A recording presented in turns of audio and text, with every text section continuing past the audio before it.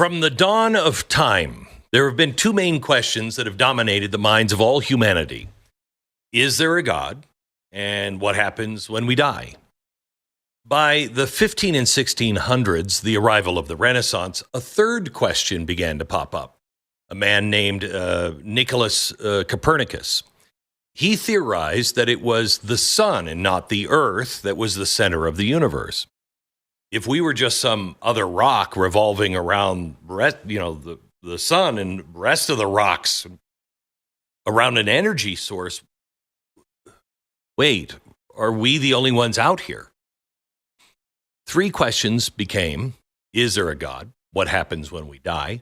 And are we alone in the universe? Now, we can answer the first two, at least for me, but I don't know on the third one. I mean, I think I know what I believe, but I don't know who to believe on this. Alien and UFO enthusiasts in the modern era have been searching for that answer for decades. Two big years stand out for me. One is 1947 with Roswell, and the other one is 2017, when an article popped up in the New York Times that showed detailed footage of what appears to be a UFO taken from a U.S. Navy pilot. We've talked about this several times on the podcast, but my guest today is the reason why this footage was viewed by millions the world over. We all wondered for decades, is our government looking into UFOs? Are they hiding it? Well, you're about to hear from a man who directed one of those programs for the Department of Defense at the Pentagon. He says he knows all the details about what was written by the New York Times in 2017. He also claims to know what really happened in Roswell back in 1947. He talks about it all in his new book, Imminent, Inside the Pentagon's Hunt for UFOs. Are we alone in the universe? Get ready for some strange encounters with Lou Elizondo. Before we get into the podcast, how many people love puppies, right? They're sweet, they're cuddly, they're great. What's not to love? But can you imagine pulling puppies out of their mother's womb limb by limb? The outrage that would ensue, and justifiable. But why are puppies more protected than babies? Preborn is the nation's leader in protecting the life of the unborn by introducing babies to their moms through an ultrasound. When they do that, the baby's chance at life doubles, and that's why Preborn and their network of clinics offer free ultrasounds to women with unplanned pregnancies in the highest abortion areas in the country. Through their good work, Preborn rescues 200 babies every day, and they don't stop there. They are a ministry of compassion, loving women and babies, offering assistance for up to 2 years. Now, if you consider yourself pro-life, it's time you help out the good work of Preborn. One ultrasound is $28, $140 can rescue up to 5 babies, and every baby deserves a chance at life, and every mom deserves a chance at happiness with their baby. Please donate your best gift today. Just dial pound 250, say the keyword baby. It's pound 250 keyword baby, or go to preborn.com/Glenn. It's preborn.com/Glenn.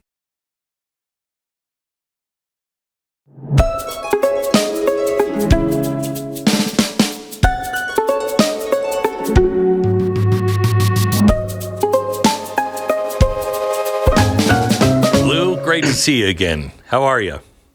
It is always an honor and privilege to be with you. Thank you very much, Glenn. How are you? I'm doing great. I'm doing great. I have to tell you, I'm listening to your book on audio, and it is. I mean, I don't even know what to think. I really, it is so crazy. You go into some crazy stuff. Let me start here at, I think, the basic question that everybody would want to know. There was a movie in 2018 called UFO. And at the end of the movie, there's an FBI agent who asks the main star, do you know what this means? And the star, after a dramatic effect, he says, it means we're not alone in the universe. So are we alone? Well, no, we're not alone. And first of all, let me apologize if you're listening to my audiobook. I have the silky smooth voice of a cement truck in high gear going down a mountain. You were path. great. So I actually sorry. thought how you were really good at it. I thought it was really good. So Well, I anyway, appreciate it. yeah, Unfortunately, I'm not, I'm not a voice actor. So what you yeah, see and no, it's sometimes good. what you hear is what you get. Yeah, Yeah, I mean, I wrote this book for one very specific reason. And I explained to folks years ago, I knew this was going to be a very lengthy process. And I knew it'd have to go through the Pentagon for security review. Um, you know, but when you write something, it becomes indelible. There are reasons why the spoken word and the written word are treated slightly different. hmm, An interview like this is great, but over time, these things kind of get hidden into the Ethernet and bits and ones and zeros. Whereas spoken word is indelible; it's forever. It outlives the individual for a long time, and it's the reason why for example, Egypt wrote the Book of the Dead on papyrus, right? And why the Magna hmm, Carta was written on parchment, because it serves as a written record, and hopefully will outlive me. But more importantly, this book went through the Pentagon for security review. And that's important because this is not just words I put on paper. It was my experience and the experience of other people that I was with. And it turns out that the government for a very long time has had UFO programs, plural. And what they found in some cases was astonishing. And yeah, I know how people are probably taking this and they're probably like, well, what do you mean? And how do we know? And has the government said anything? And, all so that kind of stuff. so Lou, right now there are people who are saying we never went to the moon. I've talked to the astronauts that have walked on the moon. I am convinced we went to the moon. Yeah, we did. It screwed a lot of them up because it was the greatest thing. If you've ever talked to Buzz Aldrin, he got lost when he came back from the moon because there was nothing greater that he could do than that. Um, but when you're talking about UFOs or what are they called now? UAPs. UAP. Yeah. Yeah, when you're talking about UAPs, we have no reference at all that is trustworthy. I mean, let me go back to the movies. Mirage Men. I don't know if you've seen that, but it's a documentary. It's told of an Air Force OSI, a special investigations agent, and his operation was to deceive UFO enthusiasts. And one of his targets was driven clinically insane because his job was to make people think that UFOs were real to cover up government stuff. And we're living in a time where nobody trusts anything that comes from the government. Nobody trusts anybody who's been in intelligence anymore, unfortunately. So how are we to gauge what's real and what's not? Yeah, I think that's a great question, Glenn, because we have to always remain critical of our information sources. And unfortunately, as a society, we've become very lazy over the last several decades.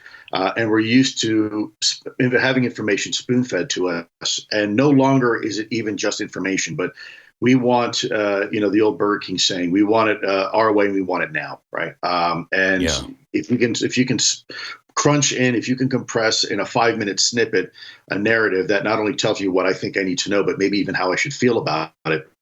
That's what has happened, unfortunately, with information these days. And you're right. The government has a long history, and the Pentagon has a long history of lying and deceiving people. One could look very simply at right. things like Iran-Contra and the Pentagon Papers and the Afghanistan withdrawal recently, right? Where we say Hmm. one narrative and then it turns out to be the exact opposite only after they've been exposed for that. And I Correct. think that, look, so back to your question, how do we know it's real? Well, I think when you start looking at the historical records that are out there, and there are historical records, government sourced information and intelligence reports that have been released by the government through the FOIA process. When you start looking at some of these UAP reports going back in some cases to the 1950s and early 1950s, this paints a very compelling picture that what we're dealing with is something very real. This is before really even the height of the Cold War. This is before we had just entered the atomic age. We had barely broken the sound barrier. We did not have a sophisticated propaganda machine in full swing until a little bit later. So when you have these reports of these UAP over our national laboratories, there's radar data on these things. There's eyewitness testimony. and in some cases, even film footage. That's a little bit different, right, than just someone saying, "Hey, trust me, bro. There's UFOs out there." And then you have, go ahead. No, please finish. No, that's it. So it's not just now. People are looking to the media now saying, "Oh, wow, this is, all this has occurred in just the last 7 years." It really hasn't. The government has had a long vested interest in this topic for a very long time for very reasons. And it's not just our government.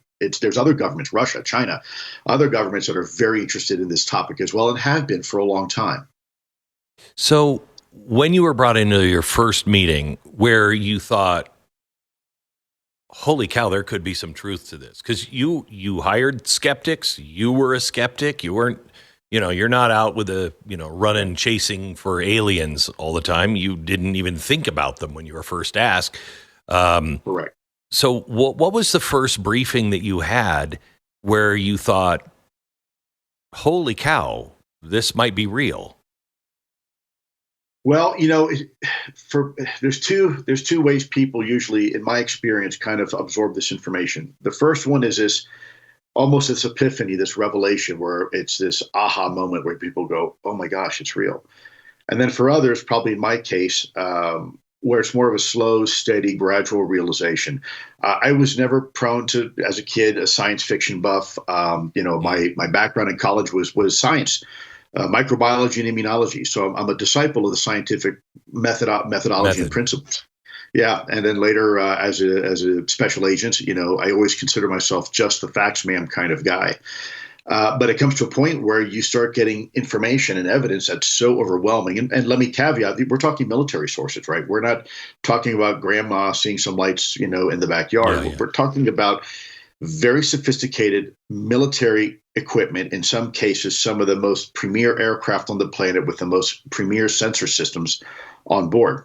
So you have fighter pilots, Top Gun fighter pilots, Glenn, that can identify the difference between an Su-22, a MiG-25, and an F-16 from 10 miles away and recognize immediately friend or foe, right? Do I shoot it or do I save it? On top of that, those observations are being backed up, they're being validated by electro-optical data, gun camera footage, FLIR footage, right? And then on top of that, that data is being backed up by radar data, right? So whether it's airborne radar like the E-2 Hawkeye or the Spy 1 radar on board a Ticonderoga class ship, these are some of the most premier sensor suites on the planet. And there's other capabilities which I can't talk about because they get kind of sensitive. But so it's not just one source of information. You have eyewitnesses, you've got gun camera footage and radar data all saying the same thing at the same time, at the same place, under the same circumstances, right?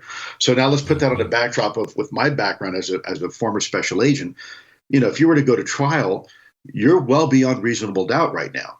This isn't just eyewitness testimony. This is data sensor information that we're getting that allows us to prosecute and win wars, right? And so I think that's what's important. For me, that is when I began to realize, I heard a lot of interesting stories. General Uchoa, for example, from Brazil, when they ran their investigation in Colares, Brazil, very compelling, but at the end of the day, I wasn't there. I didn't see it, right?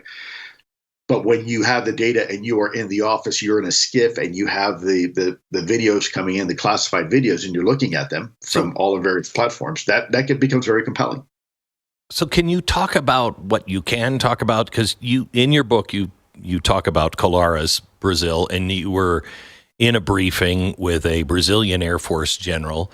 Can you talk about that and what you heard in the briefing that is not top secret? Sure, and it's been substantiated, by the way, by other military members of the Brazilian military. So this was an event that occurred over several days in a place called Colares, Brazil. There were some locals that were reporting being intimidated and in some cases injured by these strange things in the sky. We call them, of course, UAP, or in the vernacular, UFOs. And as fantastical as that may sound, the government of Brazil launched a full field investigation into this. And it turned out that when they went down with their military personnel, led by General Uchoa at the time, they had sustained injuries, and they witnessed firsthand, according to them, these UAP interfering with the local village, in some cases injuring individuals, and even some Brazilian military members being injured as well. So, So how do you mean? Can you describe the injury? What kind of injuries are we talking about? sure. Well, some showed signs where significant blood loss. Others showed what appeared to be some sort of directed energy type injury, maybe significant with some. I would say probably is that's significantly similar to what you might expect from microwave energy exposure. Some Okay. had redness of the skin. There's a full morphology on some of these injuries, but Glenn, I think that the more important aspect of this is not an isolated case. There are other examples around the world where people have reported the same thing. But more importantly, even than that, as interesting and compelling as that may be, it was not my focus. It was not our focus. Our focus was really focused on the U.S. military encounters with UAP over our controlled airspace and over our sensitive military installations. So have any U.S. military people been injured by UAPs? Yeah, I think the American public would be shocked. There are two individuals that are now on full medical disability. I actually saw the medical records myself, held them in my hands. And Senator John McCain, late Senator John McCain, was instrumental in getting their medical files released in the first place. They had a UAP encounter in England in the early 1980s in Rendlesham. And it states, for the record, their 100% medical disability is associated with an event that occurred there in Rendlesham, the UAP event. So the government is already in a way soft acknowledging the reality of things. You don't put somebody on 100% medical disability if there's nothing to it. So these are just small examples. There's a medical doctor, I won't say his name, who's had many patients who he's looked at that have claimed to military and intelligence personnel who have claimed to come into contact or up close with a UAP and have sustained medical complications as a result. You said you held it in your hands. What did you hold in your hands? It was a document from the U.S. government for full medical disability for an individual, where they said, yes, we are giving this person full medical disability because of their involvement in an incident at Rendlesham. That was the incident, the UAP incident. So can you get into the incident? Were they terrorized? Were they close to something? Was there a beam? What? Yeah, there was military personnel. In fact, there was a Colonel Holt. If you ever get a Charles Holt, if you get a chance, there's an audio that got leaked. This was a very senior person on the base. They kept encountering these UAP near the airfield over a very sensitive facility. I can't say it was necessarily there, but there was a very sensitive capability that the United States had there. And these UAP seemed interested in it. In some cases, some reported them over near the flight line. In other cases, they were over the forest, Rendlesham Forest. And one of the individuals who launched the investigation on behalf of the base commander had a recorder, a digital recorder. I think it was actually an analog recorder, tape recorder in his pocket. And he recorded the events of when they were going out to find this UFO that was reported by the police, by special police, Air Force special police out there. And so I'll give you kind of a little background here. They go out and they're investigating these lights, these strange things near the base. And two enlisted folks who were cops at the time for the base decided they were going to go out as well into the forest and try to find these things. And apparently they did. It's not my story to tell. You can look it up. It's called the Rendlesham incident or Bentwaters incident. These two individuals, despite what anybody says, will tell you their version of the story, and they are on medical disability by the U.S. government because of it, because they got injured. They sustained some sort of injury, and it has affected them long term. They have claimed, again, I don't want to let the cat out of the bag because it's their story to tell, but they claim to have come into contact with, got very close to this UFO, and then woke up a little bit later and kind of meandered back to the base and reported it. And it's a fascinating. Now, this occurred well before my time. This is 1980, 81 time frame. So I wasn't there. But what I can tell you is that there's enough documentation and eyewitness testimony from the people who were there that it is very, very compelling. Is there any evidence of implants? You talk about that a little bit in your book. Can you go deeper into that? Sure, sure. I know it sounds crazy and kooky, but there have been some individuals where foreign bodies, something that was not there before, have been removed from individuals. In fact, there was a very, very senior CIA official, an intelligence official, who I will not name here. I think they may come public at some point. Him and his wife had a terrifying encounter, and some of the medical doctors back at the organization there that they worked at removed something from them. And again, it's not my story to tell, but what I can tell you is that there's a significant amount of information to suggest that some individuals who have claimed to have come close to a UAP have had objects removed from their bodies, and the objects that are removed from their bodies are very unique. It's like a cross between, think of a technical device. I don't want to say chip because I think people say that, but it's not really a chip. It's some sort of foreign body there, and it has encapsulated itself with tissue to what appears to be to mask itself from the autoimmune response of the human body. So whenever you have something put inside you, the body's always trying to reject it and get rid of it. And there's what they call an immunocascade that occurs with white blood cells. And that's why you get, bruises and things and infection, because your body's trying to fight whatever is inside you. In this particular case, there does not seem to be an immune response. And these things seem to be highly motile, which means maneuverable, which if you can imagine. You mean go through the body? Yeah. There's like a nanobot almost. Almost like, yeah. But think about that from a immunology perspective, at least from the world I come from. There are microorganisms, they're called spirochetes, that do that. The problem is as they whip through your body, they create this incredible trail of destruction, and the body reacts to it. But that doesn't seem to be the case with some of the things that they're removing from individuals. Veterans, by the way, in some cases, even the Department of Veterans Affairs has removed these things. And then when they look them under a microscope, in some cases, they seem to have their own metabolism, meaning their own ability to either store or use energy even after it's removed from the body. And so very compelling. I'm going to tell you right now, I am not a doctor, a forensics doctor. I'm certainly not going to tell you that I can validate and verify what the doctors are saying, because I'm not a doctor. I'm just repeating to you what some of the doctors' analysis was. In some cases, one was particularly upset by it and said, look, I don't want to look at this anymore. I don't know what it is. It's doing things that I'm not used to seeing something like this do. It shouldn't be able to do this. And I really don't want to be involved with this. Wow. Do you think sending information back? We don't know.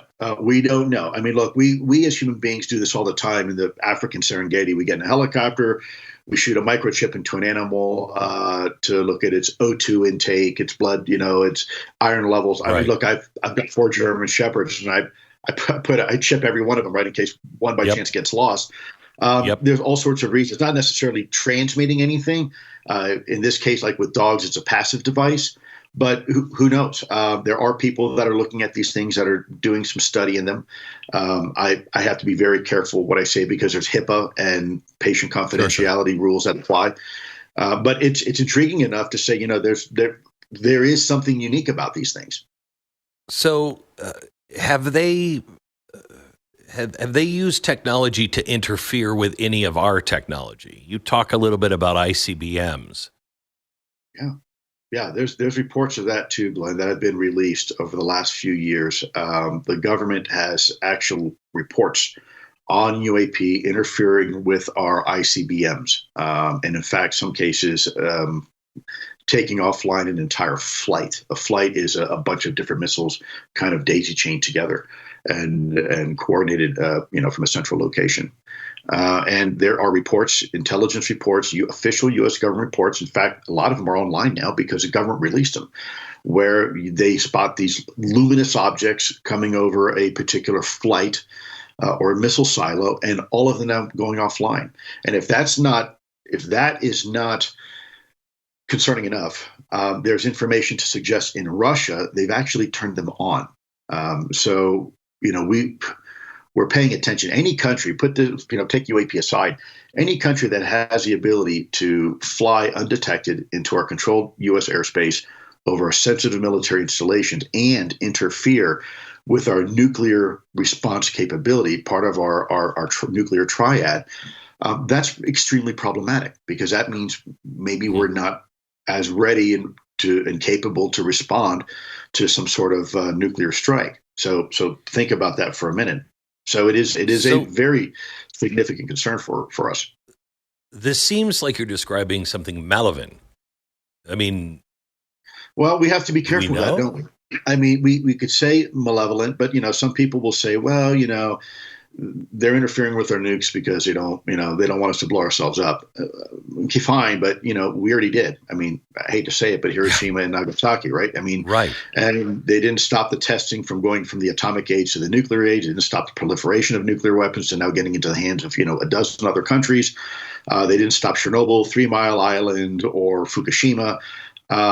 So I don't know if there's any information to suggest that they are necessarily benevolent. Maybe there is. And then, there's the other option. Maybe they're neutral. Maybe whatever it or they are just interested in observing us. Look, we do it all the time with other species on our planet. And so when you're asking about your question about being potentially malevolent, that ascribes some sort of intent. And right now we have no idea the intent. We've seen some of the capabilities, which is important, because that's half the calculus to determine if something is a threat from a national security perspective. You have capabilities and you have intent. Now, we've seen firsthand some of their capabilities, and they can outperform anything that we have, but we still have no idea the intent. And so therefore, we don't know if it's a threat. We don't. There's Glenn, I don't know if you remember this. I think last time I used an analogy with you and your audience. I think we agree that most of us, we live in nice neighborhoods, safe neighborhoods, but most of us still lock the front door at night before you go to bed. I know I do. Do you? Mm-hmm. Yes. Okay. So some people might even go an extra step, and they might lock the windows and even turn the alarm on before they go to bed. Imagine one Sunday morning you come downstairs for a nice hot cup of tea or coffee. And as you come downstairs, you see size 12 muddy boot prints in your living room carpet that were not there the night before. Now, no one's been hurt, nothing's been taken, but despite you locking the front door and locking the windows and turning on the alarm, there's now boot prints in your living room that were not there the night before. So my question to you is that a threat?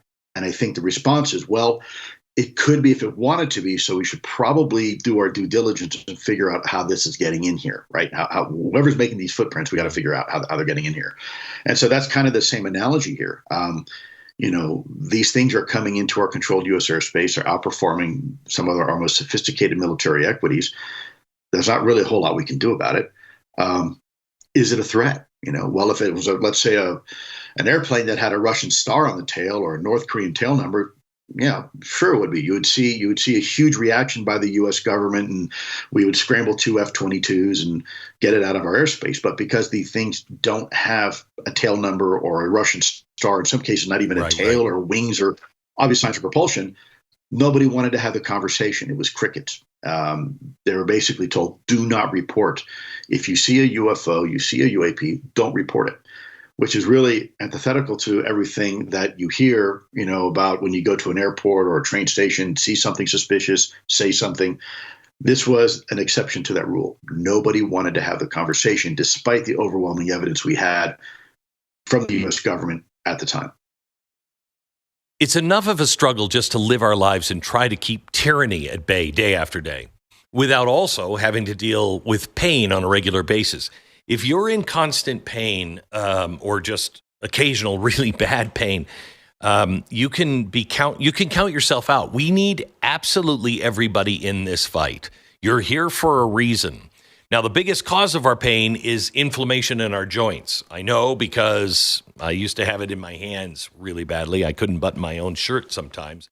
I'd have to get my wife would get up in the morning and button my shirts. I couldn't do that. What changed in my life was my wife insisted that I try Relief Factor. I didn't think it would work for me. Well, I got my life back. you might get your life back as well. There's only one way to know. If you're living with aches and pains, see for yourself how Relief Factor, a daily drug-free supplement, could help you live and feel better every day.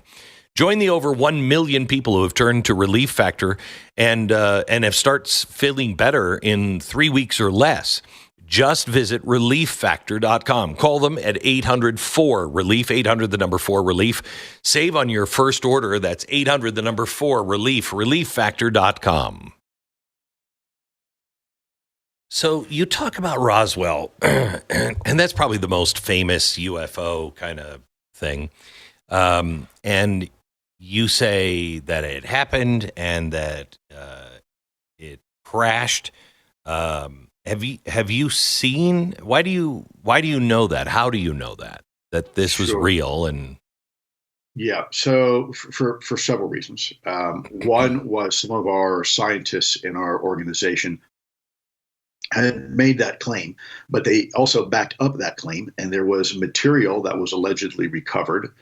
I can tell you definitively, when looking at the material, it is very, very unusual. Some scientists had done some research on it. To this day, I should say that about 3 years ago, I think we finally got to the point where 3 or 4 years ago, where we were able to at the macro level bring together the two materials we saw in this material. And to this day, we still cannot replicate the physical properties, the physical aspects of the material that was recovered. And when you ask some of the best and brightest in the aerospace corporations, they say, look, we have no idea what this would be used for, and we still can't replicate it. Well, okay, that's interesting, but who can? Right? And they say, well, it's possible country X or country Y now has that capability. Okay, well, what about 50, 60 years ago? And you get back this, big stare, and like no one had that capability is the response. And I liken it to going into King Tut's tomb for the very first time in the 1920s, opening it up, the vault, and seeing a fully assembled 747 sitting in there. It doesn't make sense temporally. They did not have that technology. And the same thing is with some of this material. In some cases, we still don't have the technology. And so, but there it is. It's engineered. Someone put it together. So tell me what happened that day, and what is left? How much of this material were there bodies? Yeah. Tell me what happened that day. So as the report goes, there was actually two incidents. There was two crashes, not one. And one was partially recovered, and there were biological specimens inside. Allegedly 4, and they were very quickly whisked away, taken to the military base to lock them down. They didn't want the locals touching them or getting a hold of them. And of course, we know what happened after that, which was this campaign to say, oh, no, these are Mylar balloons and stuff like that. These were crash test dummies that came down. Well, that's interesting because we weren't using dummies back then for some of these tests. We weren't using dummies until later. So these specimens were looked at. I don't know where they went after that, and where the material went after that. The trail gets kind of cold. Turns out later that there was another U.S. military installation, Wright-Patterson in Ohio, that also was involved in looking at material of crashed unknown vehicles of unknown origin. And it's there's even some very interesting documentation out there if you know where to find it. Again, that's completely unclassified. Anybody can look at it. There's a site called the Black Vault. The gentleman who runs that has a huge library of Freedom of Information Act releases that the U.S. government, the CIA, the FBI, the NSA, the Department of Defense, the DIA have all released over the years. And there's a treasure trove of these documents. And when you start reading these documents and realizing these are official government documents to the director of the FBI, from the director of the FBI to the director of the CIA, the National Security Council, these are real. These are legit. This is not Lou Elizondo telling you this. This is your government telling you this. And I think this is part of my government always lies to us. So sure. Yeah, no, touche, of course. But a lieutenant colonel that's there in the field writing a report, they're not lying to you. A Yeah. politician, maybe. A senior person that's trying to cover their butt, yeah. But a low-level lieutenant colonel who's there, who's an MP, military police, is just writing the report to his general. They're not lying to you. That's a real report written by a real individual about a real occurrence. So have you been allowed to see anything? I mean, I assume there's been other crashes. Have you been able to actually see this evidence with your own eyes, the actual physical evidence? Yeah, I actually gave a briefing to a senior member of the Department of Defense in 2017, several briefings about the material that I personally have held in my hand. I have held it in my hand, and so have other individuals that, and I'm not going to say who they were, that worked for very, very high-end aerospace companies, best of the best, and they're looking at this from an engineering perspective, and they're scratching their head. They're saying, I can see it, I believe it, but I can't believe this material was found back then. And under those circumstances, this material, we did not have the engineering capability. It isn't an engineered piece of material. It's layered. It was studied by NASA Jet Propulsion Laboratory. It's been studied by other organizations as well. And of course, that's really the gold standard, isn't it? When you have material that you can analyze and you can look at that material and succinctly say, yeah, this material is very special and it requires an X degree amount of technology to manufacture or reproduce. And frankly, it did not exist at the time the material was found, at least not with us, with humans. So there seems to be a theme with the spottings, and that is nuclear test sites or nuclear sites and water. Why? Yeah, so you're right. Nuclear technology. It's not just nuclear weapons. It's nuclear propulsion, right. Nuclear technology. We've seen them over our national laboratory, Savannah River facility. There's some reports that came out, Oak Ridge National Laboratory. But if you think about the Navy, right, a lot of people are aware of the Navy incidents. Well, what is a nuclear carrier strike group? Well, it is a huge nuclear footprint. In some cases, probably a bigger nuclear footprint than the entire state of New York, because you've got a nuclear-powered carrier, you've got other vessels that may be nuclear powered, you've got submarines that have nuclear power and other nuclear capabilities potentially. So you've got this huge nuclear footprint. And we also have known, the two things that you just said are correct. There seems to be a correlation between UAPs and water and nuclear technology, nuclear capabilities. We don't know why that is, but if you think about it, again, back to the nuclear carrier group, strike group, it is nuclear. It's a huge nuclear footprint. Where? In the middle of the water. And so that's why my colleagues and I had put forth a plan called Interloper to try to get one of these things. And when I say get one of these things, explain what Interloper is. This is fascinating. This is fascinating. Sure. Yeah. So when I was at the Pentagon, my colleagues and I realized that there was this interest in our nuclear equities and water. And so the idea was to create in essence, a honey trap, be able to create an irresistible target that we knew UAPs would show up to, because every time these guys were going out, like with the Roosevelt and the Nimitz, they were seeing UAP. So we said, okay, let's work with the interagency group.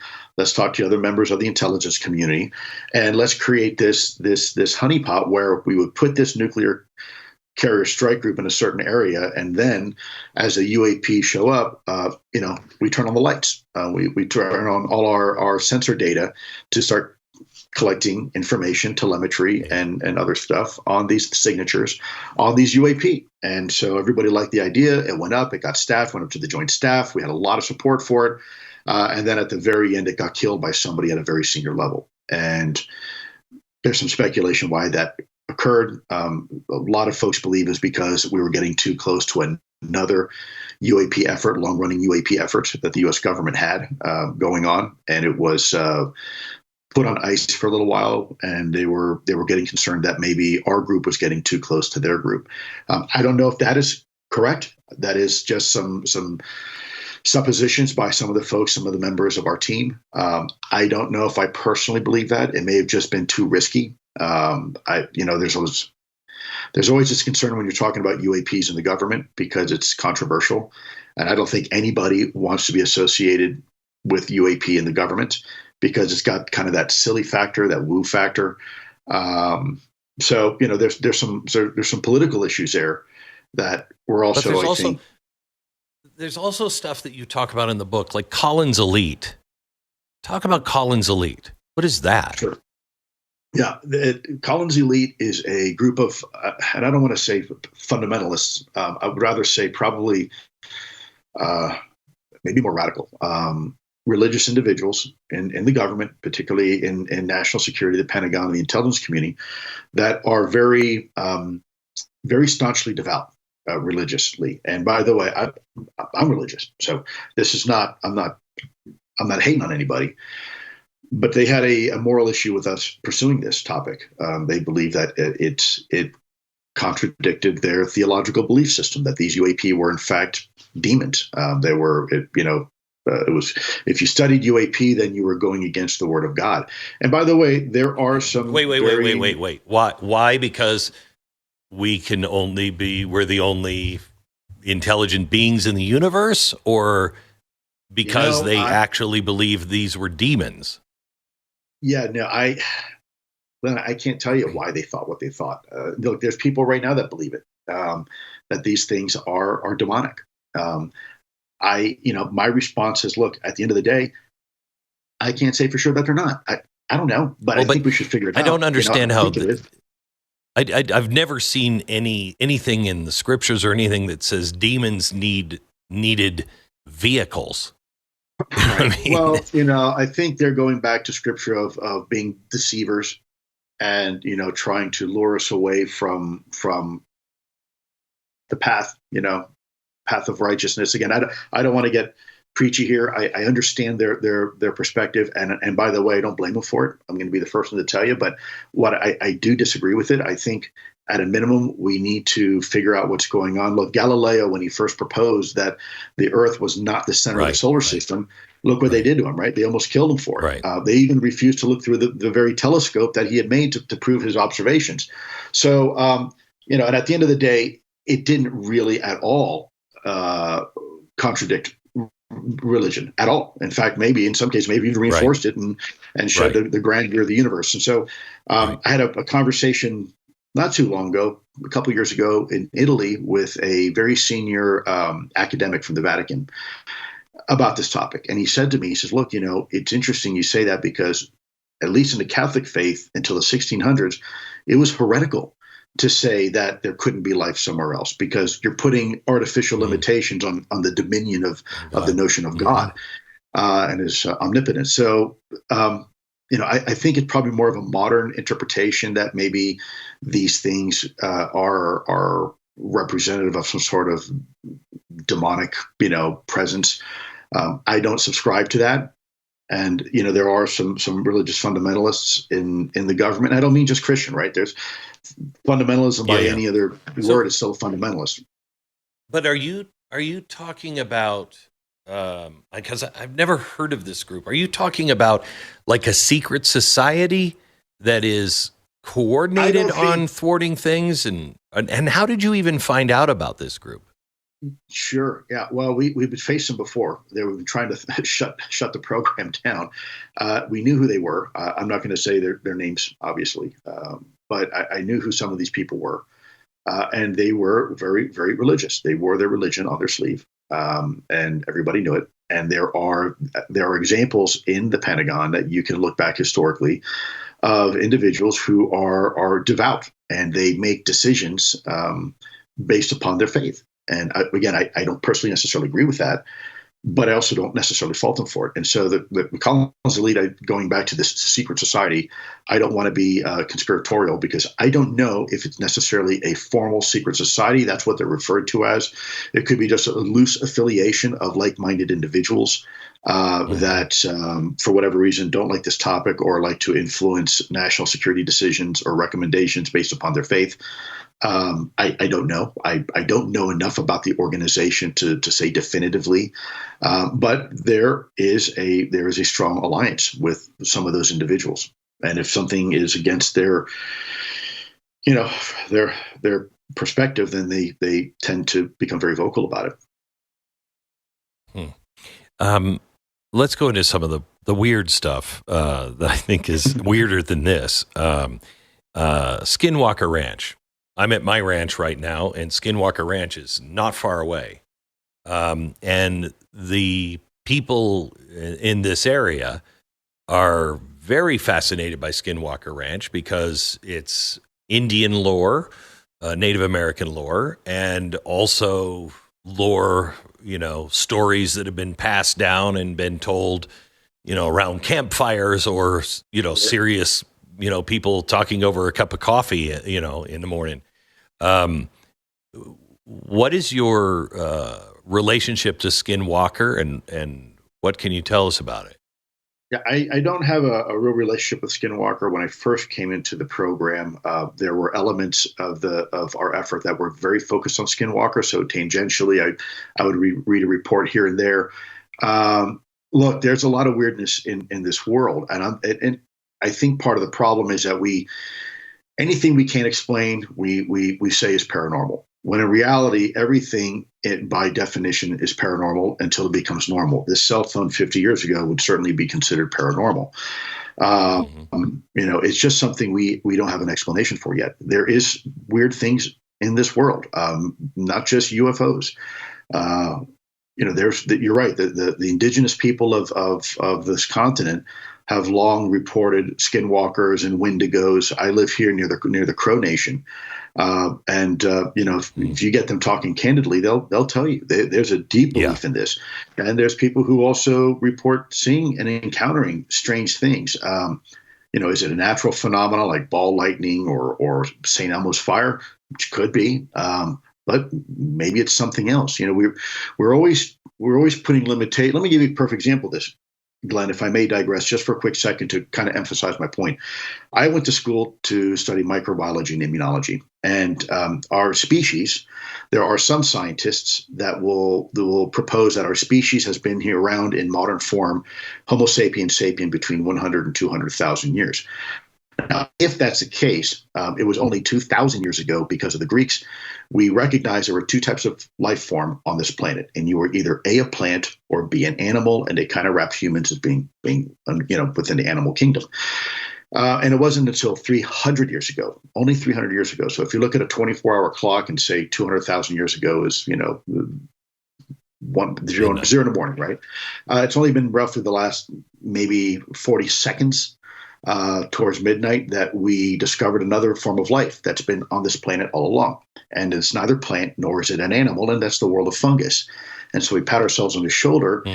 And if you look at that 24-hour clock, it's only been the last 5 seconds that we just discovered the true dominant life form on this planet. In fact, if you take all the biomass of every plant and the biomass of every animal and the biomass of every fungus and add it all up together, it still does not add up to the true dominant alpha life form on this planet that's been hidden all along. And in fact, it wasn't until we could have the technology to curve glass and look through a little metal tube and famously shout, little beasties, did we discover the world of microorganisms. And in fact, they live inside of you. They live on the skin of the ISS space station. They live miles underneath the Arctic ice. And we just discovered them. We just now discovered the true dominant life form on this planet. We're always learning something new about ourselves and about our place. And the one thing that we're usually right on is that we're usually wrong at first in our assumptions and presumptions. And, is it possible these things, people say, well, it's impossible because of the great distance of outer space. These things could never travel, across the heavens. Well, is it possible these things are just as natural to Earth as we are? Is it possible we're now at a point where technologically we're beginning to interact with them? Is it possible they're from the bottom of the ocean? All these things are possibilities.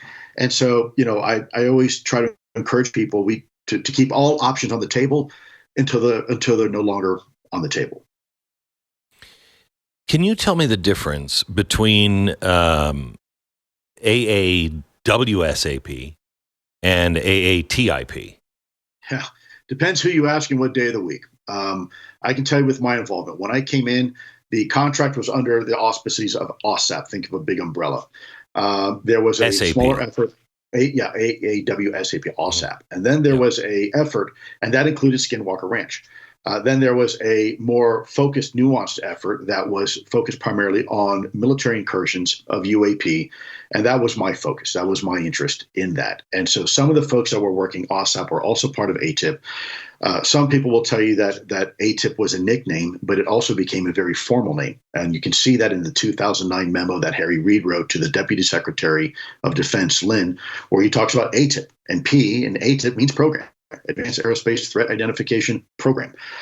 You can see in other documentation that the Pentagon has as well that AATIP was a formalized program later on. And in fact, you had the Undersecretary of Defense for Intelligence himself testifying before the American people, saying that they reviewed the AATIP files and the Blue Book files, another UFO program, a predecessor to OSAP and AATIP. So it's, really depends who you ask. Some folks will tell you that AATIP was actually part of OSAP, or others will say, no, it wasn't. I personally, I can give you my perspective, but I'm sure there's 100 people out there that will tell you what their perspective is. And you were the director of AATIP. I was the senior ranking person. I had my own staff that answered directly to me, but it's also important to note, Glenn, that there are other individuals that I worked with that we were colleagues, we were co-workers, and they worked in other organizations, other agencies. They didn't necessarily report to me. We worked together. So I had my own staff at the Undersecretary of Defense for Intelligence. I was the Director of National Program Special Management Staff. And in that capacity, I ran AATIP as a director for those people. But then there were other individuals, colleagues that I worked with as well that weren't under me necessarily. We worked together. Right. Can you tell me about how you got recruited for this? Yeah. So I was working at the Director of National Intelligence, and the commute was terrible. My wife and kids, we decided to raise our kids on a little island in the Chesapeake Bay away from Washington, D.C., just because we didn't want them around the hustle and bustle. Wanted to try to give them some sort of normal life. But my commute, in some cases, was 3 hours each way, right? It wasn't uncommon if I spent more hours in a car in a day than I did at work. So the commute was untenable for me. So I was offered a position, temporary position, to come back to the Pentagon for a little while and set up a program for taking national level intelligence information and defense intelligence information, classified information, and figure out a way to get it down to local law enforcement. After 9/11, we realized it was a big problem. There was all this information at the national level, but the cops on the ground who needed that information weren't getting it. So one of my jobs was to work with DHS and DOD and other agencies and figure out a way to get classified information to people who don't necessarily have a security clearance. So that's what I was brought there to do. And shortly thereafter, I was approached by a couple folks who asked me to come in. They came to my office first. We talked a little bit of small talk. They were very vague about the job. And it wasn't until I met the program director at the time for OSAP, Dr. James Lukatsky, by the way, the epitome of a rocket scientist. I mean, the absolute, probably one of the world's premier scientists on aerospace and rockets. He's far too humble to tell you that himself, but he really was and probably still is. So a bit of a national treasure. So I remember having a conversation with him in his office space. The Pentagon, when I wrote the book, I had it in there and they asked me to redact it, so I had to take the location out. But I went to see him in his office, and he told me quite bluntly. He just looked at me and said, "So what do you think about UFOs?" And so I answered him truthfully. I said, "I don't." And he said, "Well, what do you mean? Do you not believe in UFOs?" And I said, "No, you didn't ask me that. You asked me, what do I think of them?" And the answer is, I don't think about them. I'm too busy, chasing bad guys and trying to get, do my other job. And he said, "Okay, that's fair, but don't let your, you gave me a warning." And he said, "Don't let your analytic bias ever get the best of you, because you may learn things that are going to challenge your preconceived notions and your narratives of what things are and what things should be." And I found it very peculiar, but, at the end, he was absolutely right. I mean, it was okay. It was an honor and privilege. I had a really good chance to meet and work with some amazing human beings. It wasn't always easy. I had two terrible portfolios at the Pentagon. I kind of joke sometimes. I had HV, high value detainees, and I had UFOs. Right, the two worst portfolios one could ever. Both of them were one of them would have been terrible enough to run in the Pentagon. Both were just probably professional suicide, if you know what I mean. Yeah. But I didn't. It was, and look, let's not forget that now the U.S. government has an official UFO program Right. called Arrow. You have legislation that has come out, landmark legislation over the last couple of years, and there's new legislation coming out. Right. So the government's taking this seriously. Whistleblowers now are there's legislation to try to protect them. Congress is now being informed. And let's look at the reality here. The moment we start, taking our radar systems and recalibrating them to, I don't know, maybe look for UFOs, what happens? We start seeing Chinese spy balloons wafting over northern continental United States, just collecting intelligence and information, right? Meanwhile, I've been telling everybody, oh, no, there's nothing in the skies. We've got everything under control. Every time there's a new UFO report, annual report going to Congress, there's more and more and more unresolved issues, right? Talk to the fighter pilots. I'll tell you, in some cases, these UAP have come so close to their aircraft, they have literally split the combat formation right down the middle. Wow. I mean, that's an air safety issue, right? I mean, this is real. This is a problem. The Pentagon has already said for the record that they can't explain a lot of these things. Some of these things do not have any type of prosaic explanation, and they appear to be maneuvering in a way with capabilities that exceed anything we have in our inventory. So, I mean, that's your government telling you that. That's not me telling you that. They said that for the record. Most self-defense situations can be handled with a gun, but that doesn't mean they all should be handled with a gun. I believe wholeheartedly in the Second Amendment. I'm a gun owner. I carry a gun. But I also believe in the power of having options. The best alternative is the Byrna launcher. I have it. Members of my family have it. Members of my team have it as well. It's a great complement to our firearms. There are situations where less lethal is the way to go, and Byrna is the best alternative to deadly force. It fires powerful deterrents like tear gas and kinetic rounds. This is not, pepper spray. This is something that will incapacitate an attacker for up to 40 minutes. Government agencies and police departments all over the country rely now on Byrna every day as their go-to, less lethal option. It works for them. I think it'll work for you too. Sometimes you have to choose between life and death, but that isn't every situation. Please just go to Byrna.com and check them out right now. They're made in Fort Wayne, Indiana. It's Byrna, BYRNA.com/Glenn. You'll get a 10% discount. It's Byrna.com/Glenn.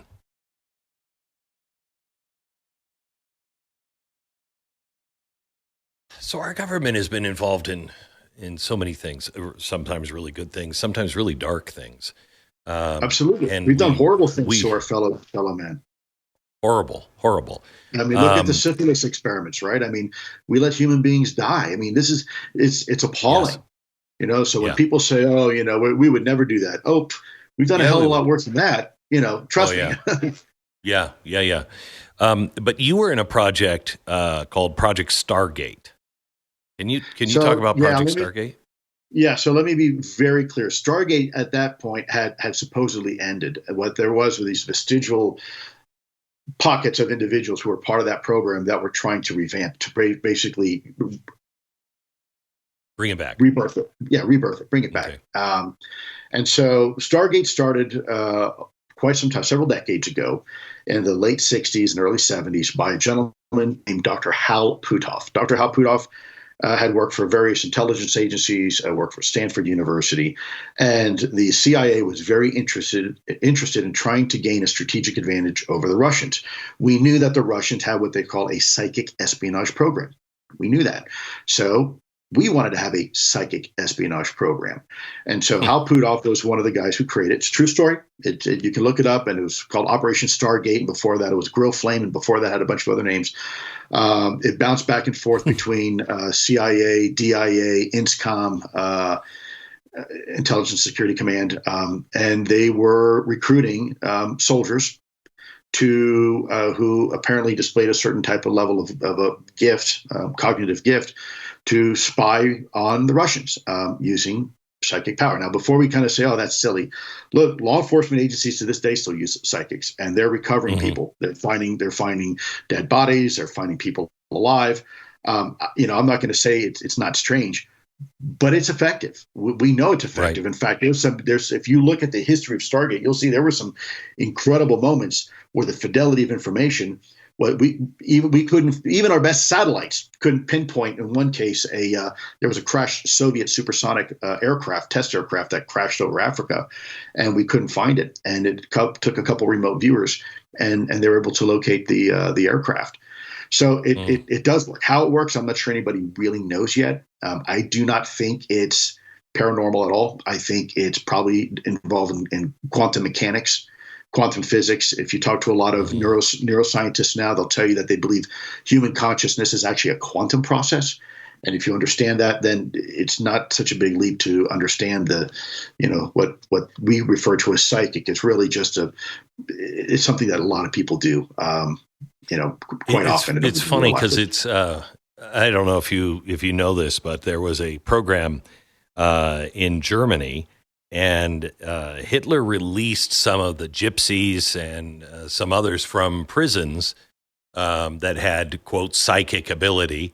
And one of them was a diviner, and they drew a giant picture of the oceans on the floor, and he would divine where the subs were, where the American subs were, and the enemies and the ships. He turned, after a lot of money and a lot of time, he turned out to be a complete fraud and went back to the concentration camp and was killed. But people have been trying to do this for a long time. Yeah, and they have. And so early in my civilian career, there was a gentleman, Gene Lessman, incredible guy. I go to his whole background in the book. And he was, in the early stages of the recruitment, was teaching me these skills. I had no idea what it was for. I had no idea what he was doing. And then just one day out of the blue, he's like, "Okay, it's gone. You're going to be getting this assignment to Latin America." And I never heard anything afterwards. And it was really strange. The whole time, actually, we were talking, I wasn't sure if he was just trying to assess me psychologically. Maybe am I prone to flights of fancy? It wasn't until later that I realized that what he was doing was getting me prepared for the next iteration or the follow-on to Stargate, which never happened. There was just no funding for it. Congress had pulled the funding. But it's fascinating. It's fascinating. And, I'm not going to sit here and tell you I was great at it. There's a lot of people out there that have skills far better than that than I certainly ever did. But it is interesting to me. Go ahead. You talk in the book that you can remote view or have.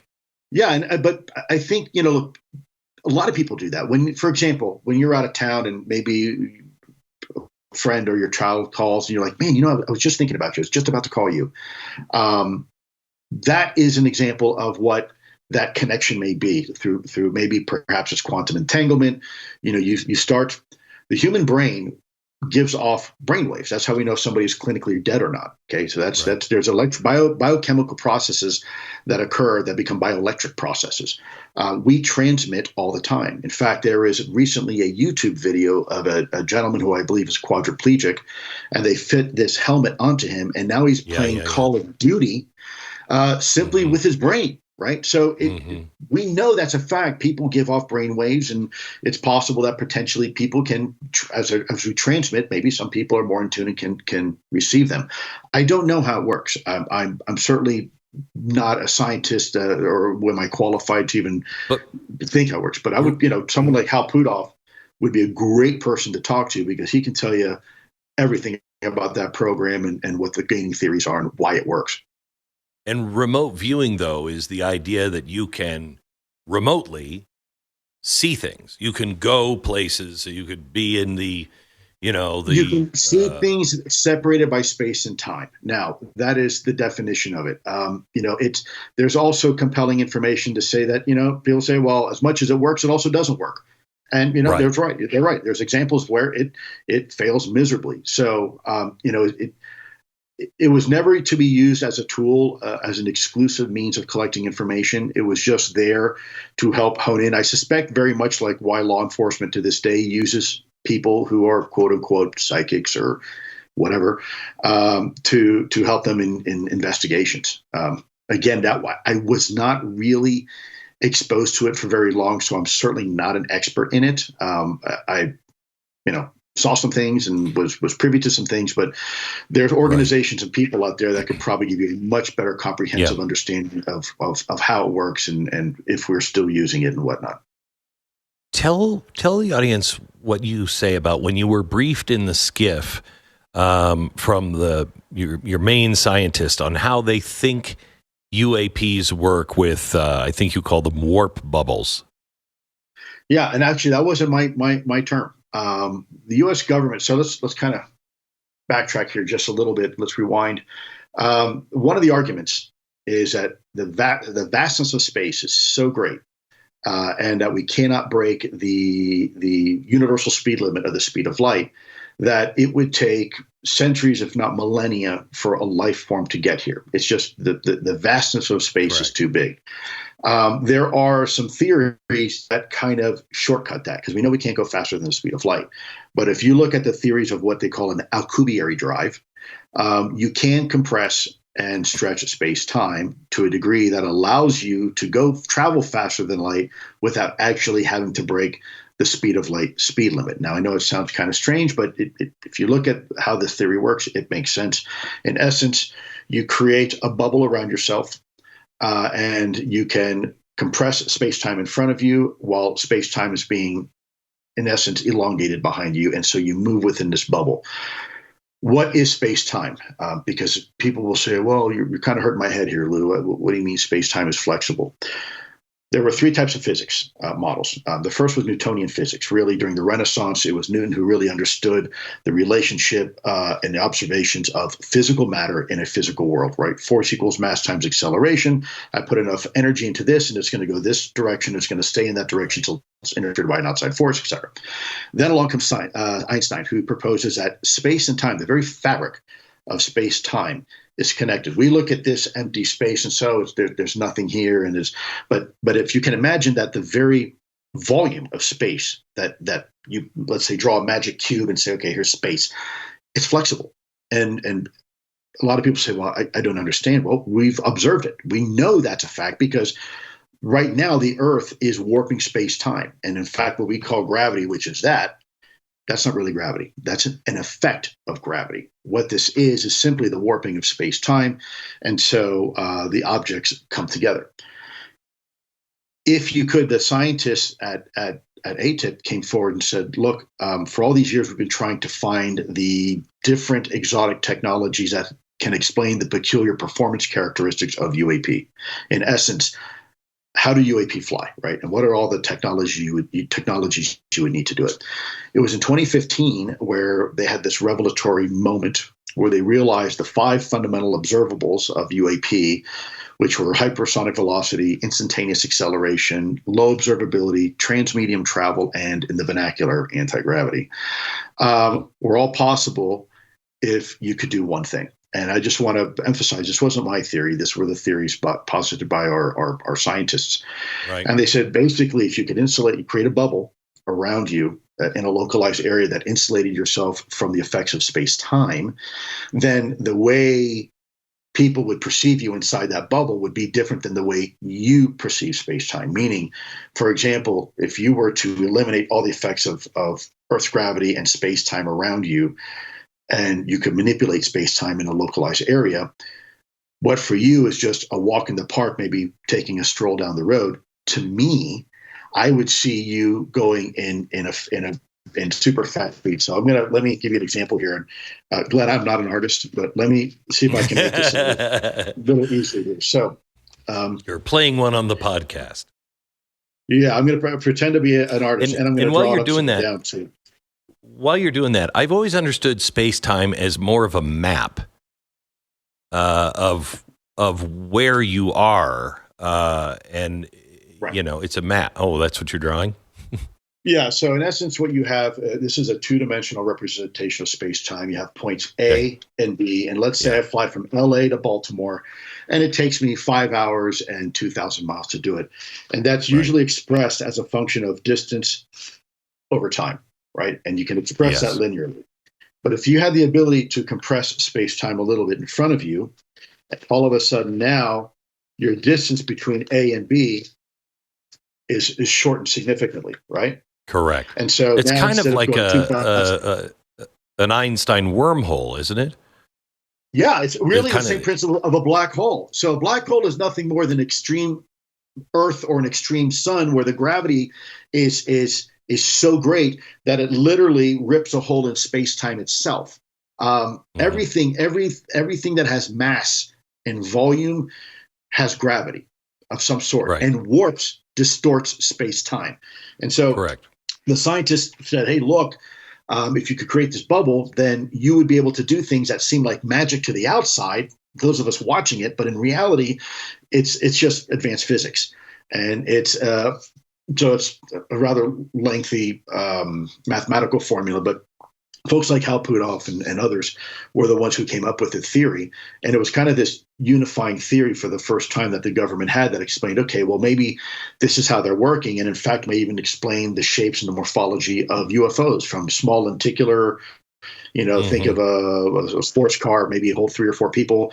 You need something bigger. Well, you could put 2 discs together, but really end to end, but that's more of a cigar shape, right? So, okay, you got 2 bubbles now. And then if I want something really big, I could go out 90 degrees, put another bubble maker here, and that's your triangle, the larger triangle craft. So it was a very interesting theory, and the scientists came up with that, and it made a lot of sense to the other scientists. Do you think that's where we're at now? Is that what we think it is? I mean, not saying that it's right, but is that where we are, or is that where we were when you were? No, that's where we were, and I'm fairly confident that theory, that it's more of a hypothesis, I guess, is still accurate. But those are you would need to talk to the scientists about that. People like Hal Puthoff can give you the specifics. Yes, that is the gaining theory, but there may be other theories as well. And like I said in the beginning, all options have to be on the table until they're no longer on the table. I think this is, at the end of the day, it's just about fact finding and looking at the observations, look at the performance capabilities, and try to see what type of physics is required to explain it. Did you see the theory on the missing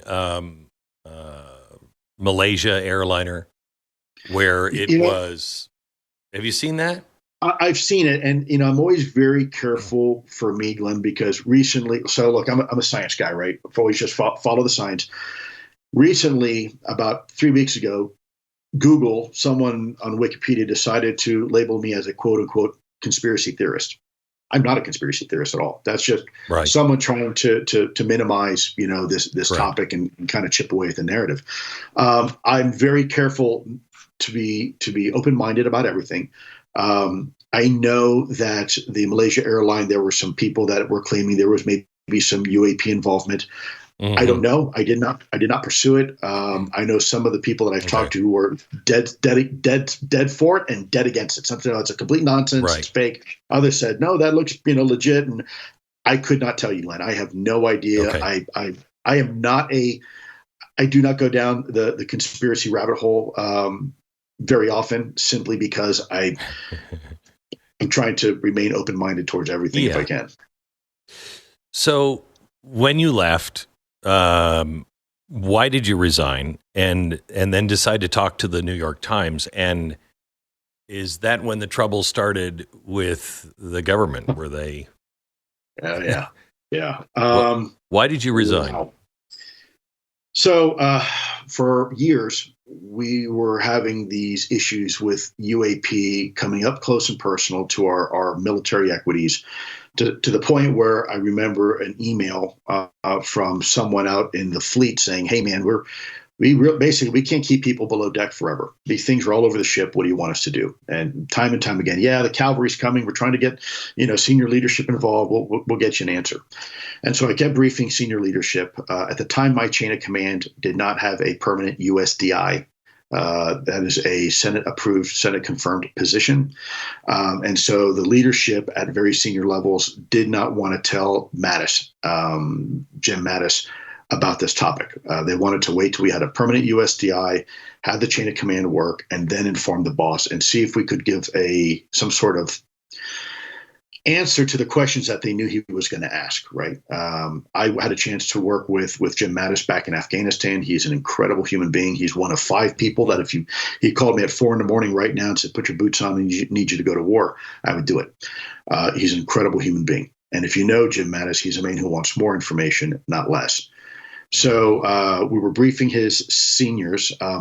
There was also an individual in my chain of command that was not necessarily, in my mind, very trustworthy. There were 2 open IG investigations against the individual, so I could not brief him. So I had to go around that individual. And there's actually a story, if you want to know what actually happened. It was done, I think, either by Popular Mechanics or The Debrief. It's called Sex, Lies, and UFOs.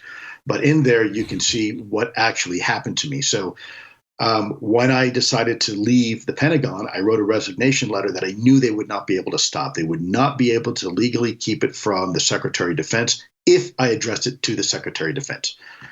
So I did. And that's when my trouble started. I think it was about a day later, I was asked by Chris Mellon and a few others to have a meeting in Crystal City where I met somebody that turned out to be somebody from the New York Times. And I was terrified. And they said, hey, look, we know about the program. We'd like to talk to you about it. They were going to write a story anyways. And, you at that point, you have to make a decision. Do you tell them your story and let them, create their own narrative, or do you give them your perspective? So at least it's Correct. fair. So I told them what I could without getting into anything classified. And then later, Senator Harry Reid confirmed the program. And I think that's really what pushed it over the edge for New York Times to say, holy crap, this is real. I mean, the senator himself is admitting it. And that's when my trouble started, because my chain of command got very upset with me for breaking rank.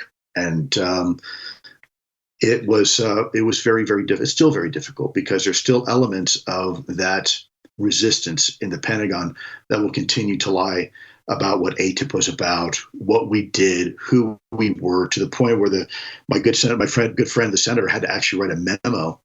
He wrote it to a journalist, and I didn't even know about it till after it was released, stating what my role was, right? And there's ample documentation that substantiates what we were doing, what our focus was, and who I was. And there's this continued effort to try to feed misinformation to the American people. And I got to tell you, Glenn, for me, UAP aside, UFOs aside, that is not what motivates me. What motivates me to have this conversation is 3 things: transparency, accountability, and anti-corruption. And, when it comes to the government, I took an oath many years ago to defend this country from all enemies, foreign and domestic. And it turned out that the bureaucracy was part of the enemy. I left the department, strangely enough, out of loyalty, not disloyalty. I'm actually just finishing the job they gave me in the first place. That's all I'm doing, and raising the alarm bells and making sure Congress is informed, because somewhere at some time, someone in government someone made the decision to not tell Congress and not tell the chain of command.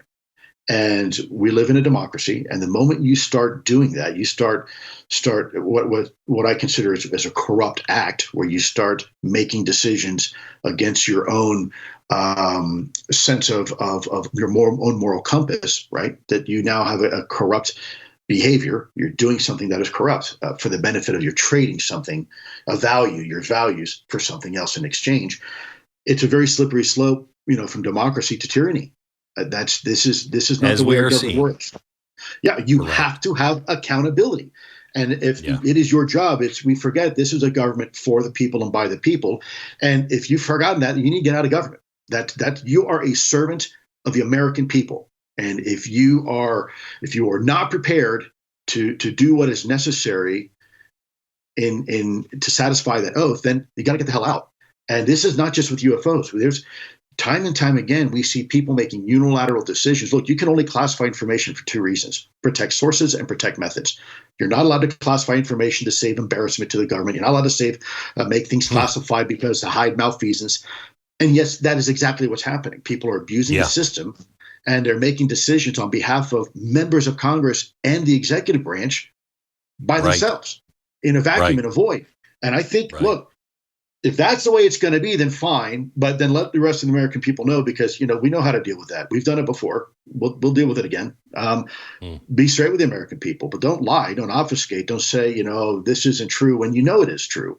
And the documentation is there, because all you do is you destroy the credibility of the entire system, of the entire apparatus. And that erodes the very core of what democracy means. And this is is what drives me every day to do what I do. UFOs aside. Yeah, we're on the same page. That's the same thing that drives me for most of my job. Lou, always great to talk to you.